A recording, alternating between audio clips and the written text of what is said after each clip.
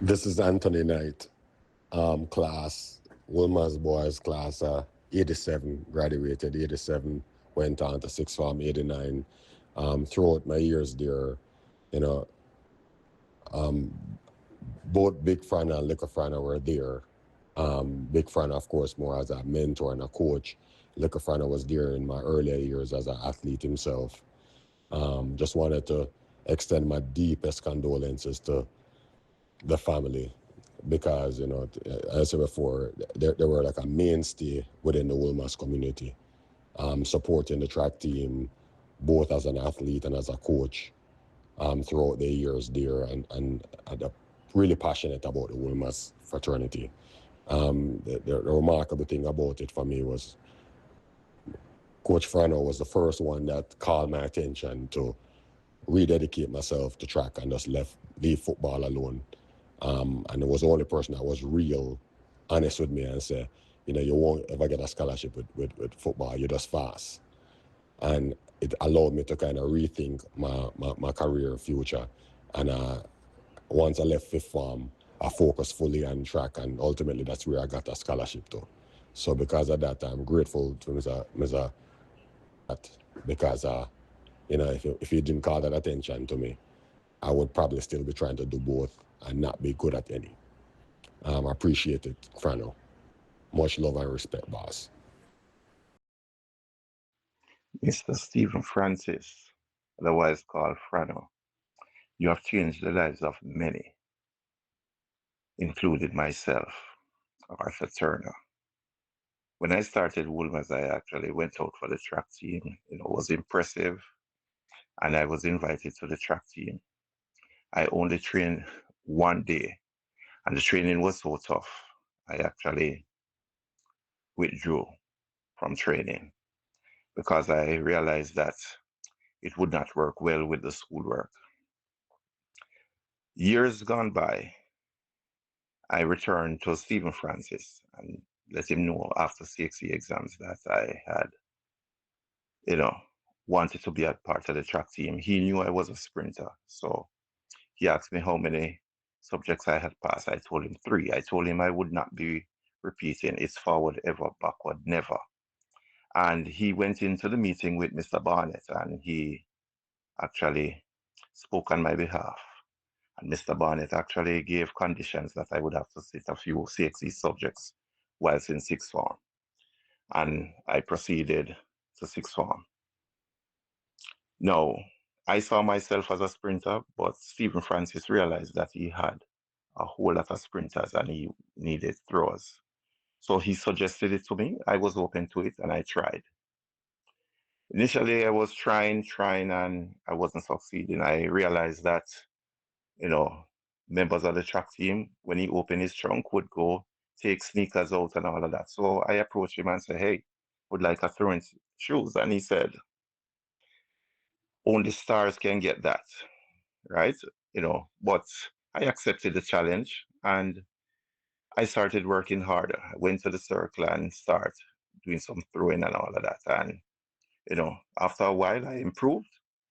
And Mr. Francis, although he was a heavy set, he actually sprinted down to the circle and said, Turner, that's you? I said, yes, that's me. Shortly after training, I requested the throwing shoes and he said, look in my trunk.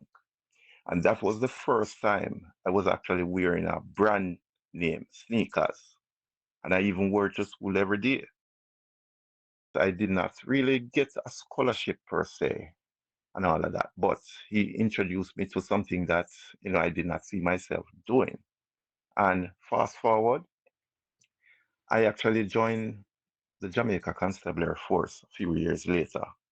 And based on the skill set that he actually gave me, I was able to become a star there. I became a popular police person, and I was the only person entering on behalf of the Jamaica Constabulary Force.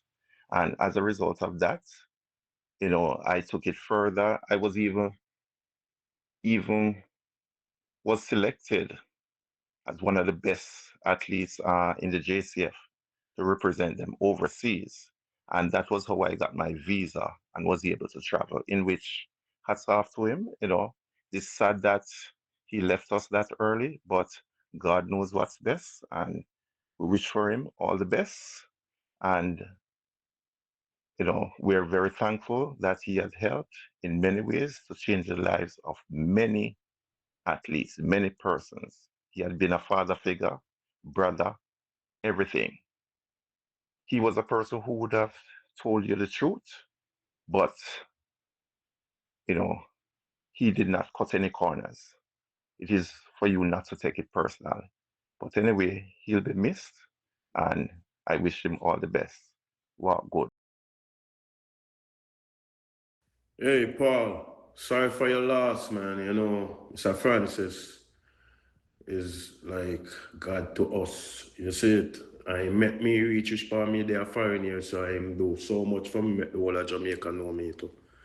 You see it? Like, I send my condolence, my king, and, and stand firm. You see it? God know. This touch me, bro. You dig? This is Floyd Ricketts, class of 87, track and field from 1984 to 87. Yes, Mr. Vincent Stephen Francis was an inspiration in my life because not only track and field he taught us, but discipline, how to discipline yourself, either by others or what motivates you, or self-discipline. I mean, that can teach you self-discipline. That's one thing, one of the major things that he had um, told lecture me on, you know. And the other thing is my schoolwork. Yep. And boy, let me tell you something, man. This guy introduced me to a whole lot of things, especially when I left fifth form and came to school. I was surprised that he gave me some contacts and stuff like that to go to Ohio State. Didn't graduate from there, but I graduated from Brooklyn College, which was another scholarship. But regardless of what it is, not only teachers that teach you all these disciplines, taught you these disciplines, you know, he was the one who told me a little bit about his life story, school child's quiz, and captain. And I think he was a shot put play, either a shot or a discus or both, you know. So my head's my hat's off to him, man. No matter what, always, always, always practices his most of his philosophy, you know. So Franno, rest in peace, as they call you, and you're the big man. And my condolences to the Francis family, especially baby Franno and the MVP squad. And we're all mourning, and we had a great. This is a great loss, and there's more to be said. But that guy really put an impact in my life. This is Garfield Brown, aka Goggles. My condolences to Paul and the entire family. I can unequivocally say that I am where I am today due to Stephen Francis. For me, he was more than a coach. He was the first mentor I had seen him leave the island and return to develop us at his alma mater. He was a father figure at times, buying us lunches for those who couldn't afford it. He was a coach, not only helping us to improve athletically, but he was coaching us to be responsible men by holding us accountable, teaching us the benefits of hard work, picking us up whenever we fell short, and was stern when we gave less than 100%. The fun began after practice, sitting around and developing these lifelong friendships that we have today. Um, and in that moment, we had no idea how Mr. Francis would be, how influential he would be in our lives. But looking back, I know I owe all I am to him and whatever he saw in me to decide that he's worth the effort. Rest in peace, Franno, and God rest your soul. just want to extend my condolences to Franno's family on his passing. And I want to say rest in peace, Mr. Francis. Job well done. From the time we came into contact, even before me joining the track team, you were instrumental in me joining actually, as a sickly young boy with asthma. Didn't know have confidence in getting out on a track, although I could run pretty fast. I remember I'm coming up to you and you encouraged me to try out for the track team for for the 1986 Boys Champs. And I made the team. Off about 6 weeks of training, ran the 110 hurdles or the 100-meter hurdles. I'm not sure which one it was. And also did a high jump, and I reached the finals in the high jump. And I also ran the 400 meters. Didn't reach a final, but that was where Franno saw my talent. And from that point on, I was able to excel in the 400 meters until I graduated and left, Wolmer's in 1991. I was able to pick up a track scholarship. So yeah, Franno was very instrumental, not only in seeing talent, but in his own way, guiding them to events that he knew they would excel in and staying on top of them to ensure that not for the school, but for the athletes themselves, to ensure that they got the most out of that event and also the most out of school. He was a big proponent of ensuring that your grades, you were doing well in school or in the classroom and also on the track. So all I have to say is that Franno talked the talk and walked the walk. Most of his athletes did very well, or he was able to get the most out of them on the track, and also he made sure that they got the best of themselves in the classroom. So again, walk with Mr. Francis. Um, we'll definitely link up on the other side. But good work, and made yourself proud, made Jamaica proud, made Wolmer's proud. Much love. Yeah, this is Otis Campbell, aka Baby Hulk. I want to say RIP to Mr. Stephen Francis, otherwise called Franno, and my condolences to little Franno and the rest of his family.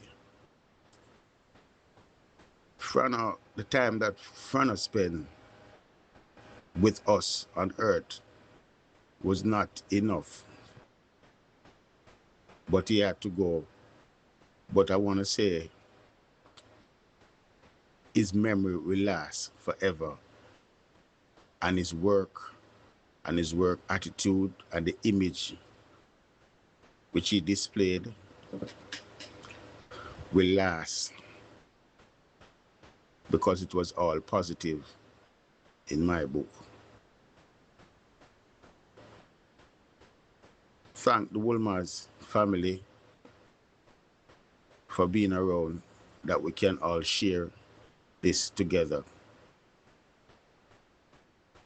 God bless us all. Peace.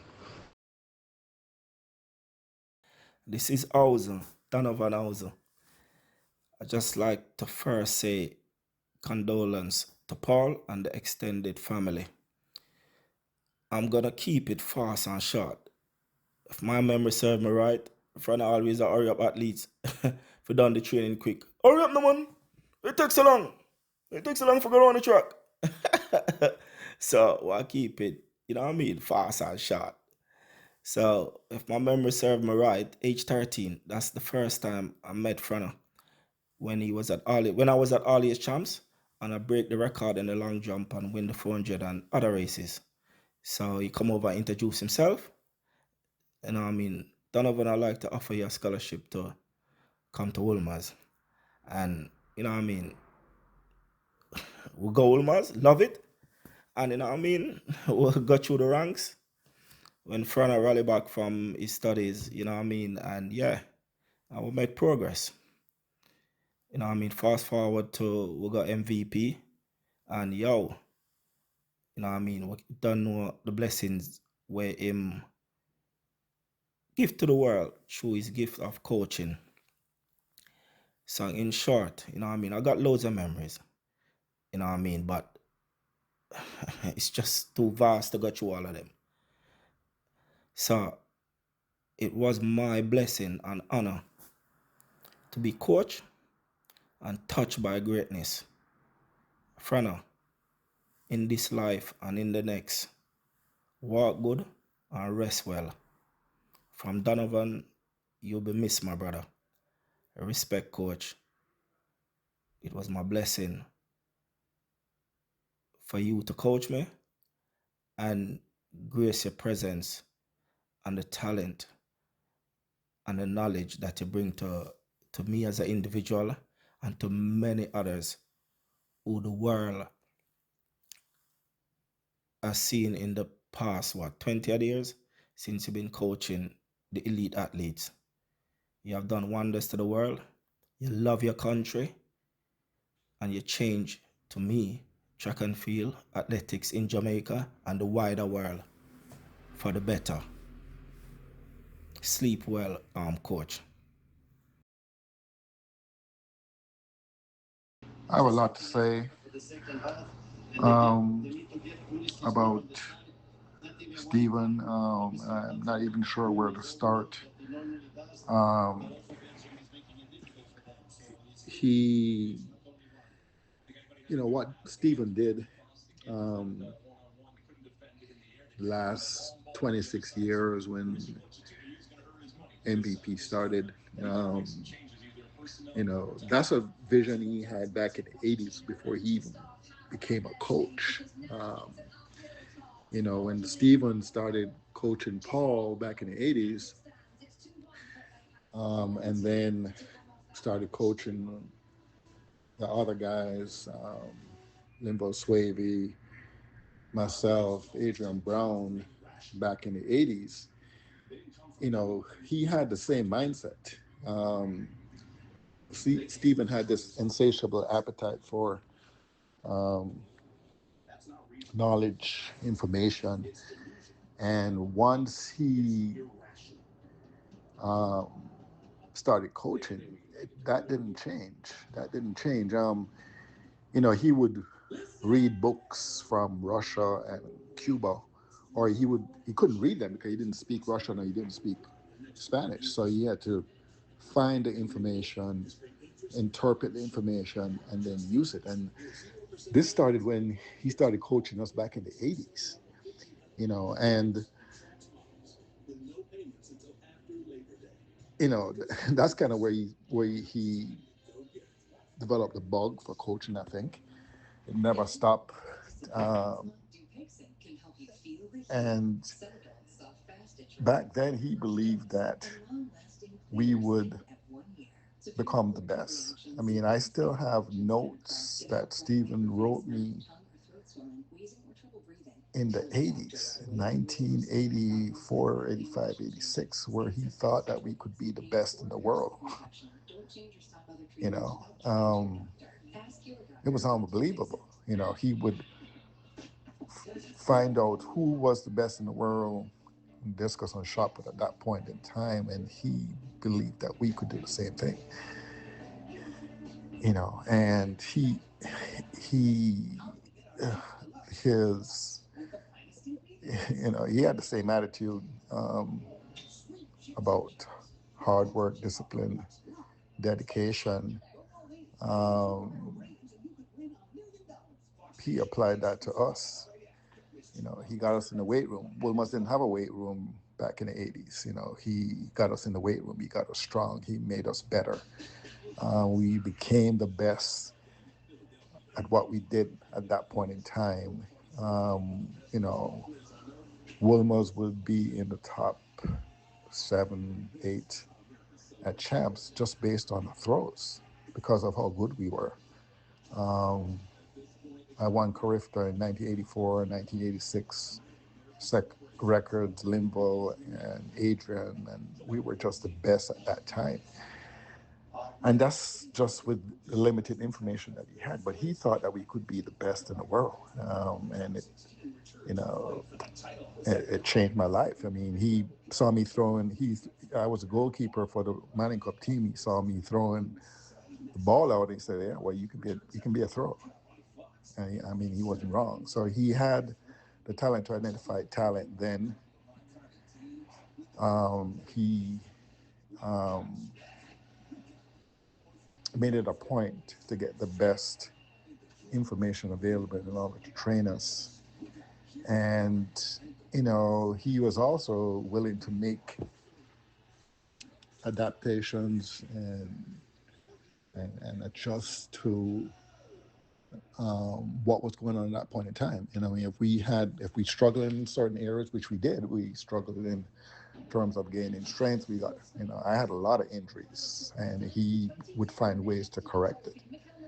Um, you know, my favorite one of my favorite stories about Stephen is that I never missed practice, and I was captain of the track team. Never missed practice. I would show up every single day, and one day I missed practice, and Stephen punished me for it, and I'll never forget it till this day. He punished me for it. Um, he, said, "You're not going to be captain anymore of the team," and he he was hard on me, and I was so hurt from that at that point, because I never missed practice. I was always there before everybody. I stayed later than everybody else, so there was really no reason for him to punish me. At least that's what I thought. But he was just trying to emphasize to me, hey, listen, you can't take any time off, and you can't do anything that's different, because everybody's looking up to you. And I always remember that. Always remember that, and took that with me. So I applied those things to my life going forward. When I went to college, um, when I went to medical school, I applied those things. So I really appreciate Stephen. He was a visionary from the very beginning. His his appetite for information and willingness to learn as much as learn as much as he could about a certain event, and applying it, even though he never did the event before, was incredible. And that's what made him a genius. Um, I know I've said a lot here. I'm going to try and put it together in a more concise thing, but this kind of hit me hard. And my condolences to Paul and Bruce. Bruce and I were roommates in college, and what they did with MVP is just something I'm very proud of. So, yeah, condolences to the family. Rest in peace, Stephen. You were the best. There's no doubt about it. Linval Swavey, Wolmer's Boys School, years 1982 to 87, 88. My association with Steve, Coach Stephen Francis. I Coach came to Wolmer's in 85 and started 84, 85 season. That was the first time he came and actually started coaching to help his brother Paul. And I was there as a young star in the waiting. And as him see me, I tell him I was a sprinter, and he said that I'm not a sprinter, I'm a thrower. He let me coach from 87, 84 to 87. I was sprinting, throwing, because coach had me sprinting. Enough people wouldn't believe or know, but as a 200-pound, 206-pound 17-year-old, I was running 11.3 seconds. That Coach Francis had me doing all different kind of sprint work. So apart from being a sprinter, thrower, I was also the thrower for the school. We had a throw squad. Me, Kenneth Lawrence, Michael, Andre, bro. Yeah, so we were dominating. Coach, we dominated. Remember, first and second everywhere we went. And as such, we were breaking the records. I was breaking records. He was left, right, and center everywhere. The dedication he showed to us, force it to instill this kind of discipline within us. That I break everything I conquered, everything he, with his guidance. Right up until he left 87, he had break on a scholarship to went to Michigan. When he was leaving, by that time we had all the throws record from 84 to 87. By the time we had all the throws record, I had all the, champs, Carifta, all those records we were trying to do, he was just, every time I just ask him where, what was it, him tell me them, and we just trained for them, and it worked out excellently during those time. Coach, later on in the years, coach was also there inspirationally in the later years, showing us how to be a better coach for the later years. So coach has been an inspiration right through from my youthful right up into my later years. And I want to thank him very much over the years, to being there and exposing the whole world to us. He's a great man, and words can't even describe. Always a miss Coach Stephen Francis. Then I've been primary, women's, boys, youth, Michigan. Always. Excellence. The bestest, best. Natural. This is a tribute to Stephen Francis, aka Franno, aka the Führer, his 1980s nickname. I am Neil Gardner. I competed in track and field for Wolmer's and under Stephen Francis from 1988 to 1993. I was a very hyperactive and troublesome child. While in my early days at Wolmer's, I remember one day I was serving detention and I went to the staff room and Franno saw me. And that he remembered that I had finished third in the high jumps for sports day. And he said, boy, why don't just try out for the team and keep yourself out of trouble? So that began my athletic journey. I finished third in the high jump for sports day, and the two boys that finished ahead of me were already training for the track team. So when I was invited by Franno to train, I didn't think my chances were very good because only the top two would be able to make it for champs. Nonetheless, I trained every single day. I trained relentlessly and pushed myself, and I guess Franno liked that, and he decided to select me to be one of the two that would go to champs that year. Also because it wasn't my first year, and this is what he told me, I'm in my first year class 3, and so it will give me a chance to get some experience for next year.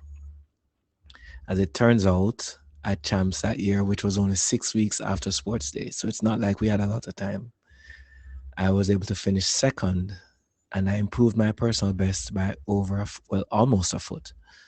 The next year, I was able to win in a record height, equaling the record. And it was that year that Franno had to leave us to go study overseas. So that summer, he told me that he was going to leave for 2 years to do his master's, his MBA at the University of Michigan.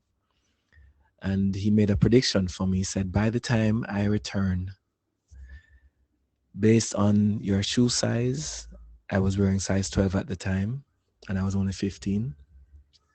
Based on his shoe size, that he expects that I would get to 6 feet 2 inches, weighing 200 pounds, and going for the gold medal in the 1990 World Junior Games or 1992 World Junior Games. Unfortunately, his prediction didn't hold up because I only grew to 5'9". I'm not even 5'10" now. But as far as the weight is concerned, back then I only got to about 140 to 150 pounds.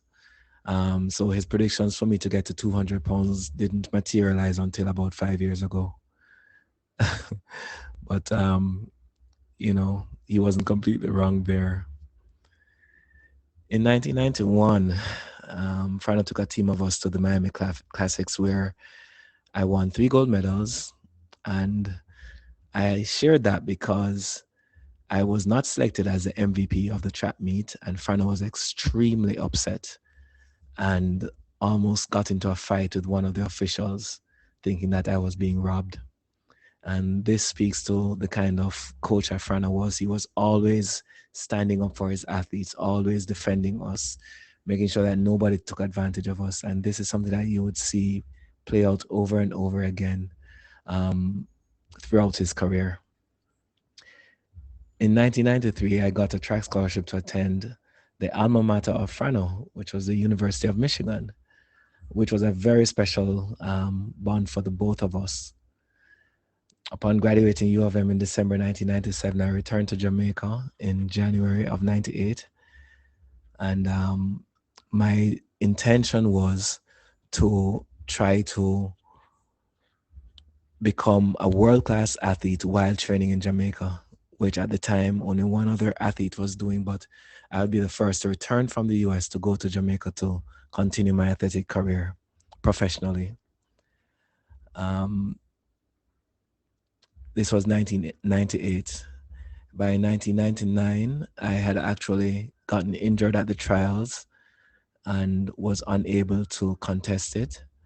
And also at the trials, Bridget Foster approached me and asked me if I knew of an individual, Leonard Lothian, who was somebody who approached her to become a manager for her and said that they were a part of a team that's being put together to form a professional group in Jamaica, and that she was going to come back home to train with Franno.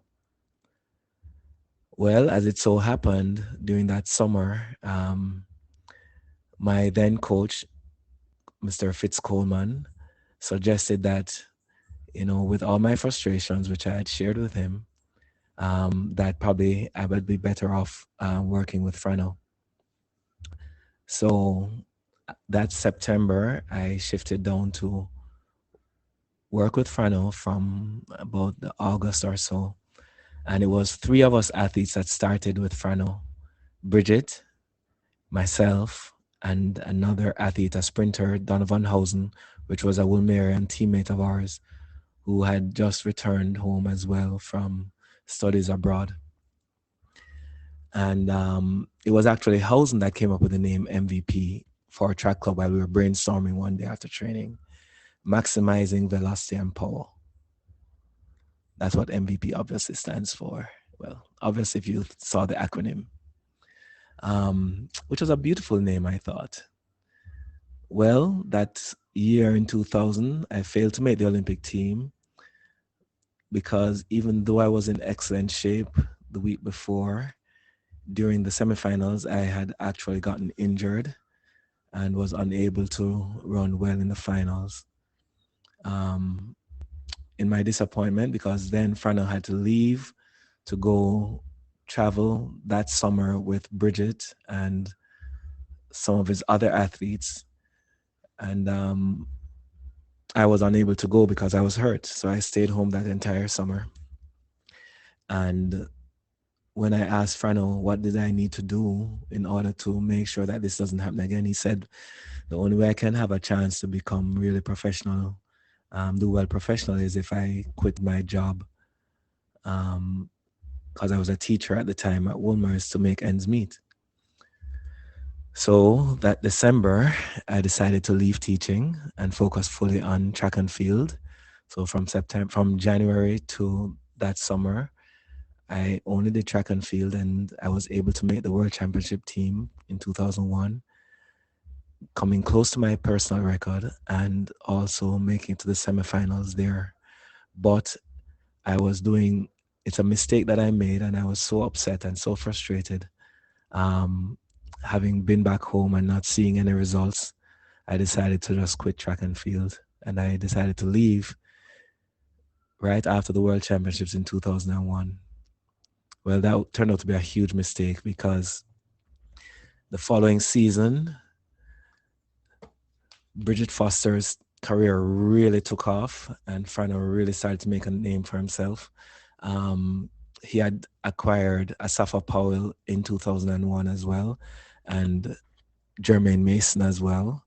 And he was able to coach Asafa to winning the under 20 100 in 2001 and 2002 to go to the Commonwealth Games, which was an amazing thing.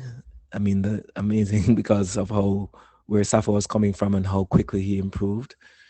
And Jermaine Mason not only breaking the national junior record, but also the national senior record. And I think he even broke the national senior record as a junior. So we have this man who is coaching a 100-meter hurdler, a 400-meter hurdler, a high jumper, a sprinter. It was amazing his breadth as a coach and what he was able to do at the very highest level in so many different events. I don't think many people understood that Franno wasn't even a sprint coach originally. Franno was a field events coach. Started coaching the throws, and then he eventually started coaching the jumpers. And it was later on that he started coaching some hurdlers and then ultimately sprinting. And I suppose because sprints is such a huge thing for Jamaica, that's what he ended up becoming known for. But he's had medalists in multiple different events, not just sprinting. So it was truly fascinating to see where he came from. We had a lot of fun with Franno on our road trips. So just to give you a couple things, I remember in our first season together, I think Franno had to rent a car with Bridget to Chicago, I think it was, and drove from O'Hare up to Michigan, which was a long trip, to attend a trap meet where he would actually meet up with me at Michigan and then drive from the trap meet in Michigan to another trap meet in Iowa. And it was amazing and so much fun, but it was rough because when we left Michigan, it was in the evening after or the afternoon after the meet, and the drive was about a 10-hour drive. And Franno at the time was a heavy smoker, and so the drive involved him. And of course, we were complaining about the smoke, so he had to roll the windows down in the middle of the winter to get the smoke out. Because he said that, boy, if I don't smoke, I'm not going to be able to drive, because I'm tired. And so, I had to stay up with him that whole time. Bridget was fast asleep on the back seat, shivering under blankets in the very cold car. And then we were able to all take a flight. I think it was from Iowa. I think the organizers may have even helped with that flight. But, that's kind of how it was. And another great memory for us was while we were away on our trips, Franno would bring board games and different activities for us to do. And he was a master tactician in Monopoly, and he and Jermaine would go very hard.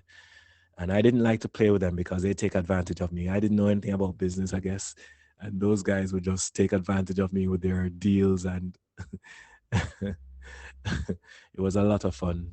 And Franno, many people think that Franno was a stubborn. Well, he is stubborn, but many people would think that Franno was a difficult person to get along with. Franno was an easy person to get along with. He was a very kind-hearted person, very loving, very forgiving. He doesn't speak loudly unless he's on the track. He was always a good, bigger brother for many of us, or father figure for the younger athletes. And we are so grateful to have had him in our lives. Where I am today is because of track and field, and where I got to in track and field is largely because of Stephen Francis. And so I personally will miss you, Franno. May your soul rest in peace, and may light perpetual shine upon you. And Pablo and the rest of the family, you know, my heart goes out to you, and I know that MVP is in good hands. And between Pablo and Bruce, I know they'll be able to keep the ship afloat. And if anything I can do to assist, just please let me know. It's the least I can do to honor the memory of Coach Francis. But we will miss you. Thank you for all that you did for us.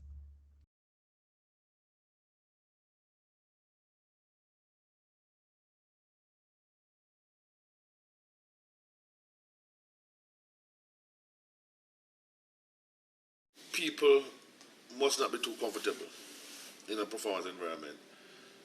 They should not really be uncomfortable all the while either. But the amounts, they must be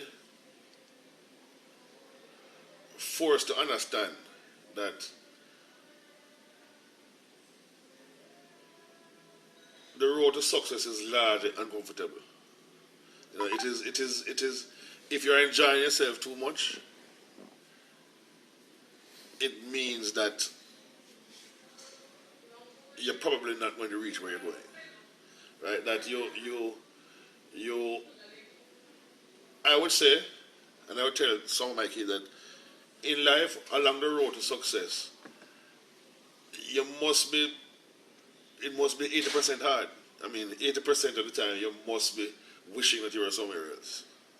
You know, and if it's not doing that, then you need to make an adjustment and go even harder. And most of the time, I see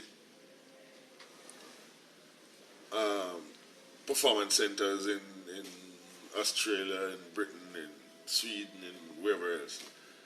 And I'm there saying, well, these guys, obviously the emphasis is for them to be comfortable. You know, they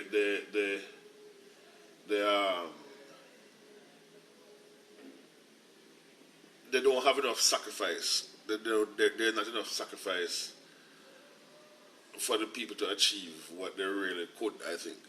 You know, you have to be exposed to your threats, right? And understand that if you don't work as hard as a person who is seeking to knock you off, you're probably going to have a problem. You know, and I believe that strongly that, you know, if a performance center must be designed with work in mind and not with comfort.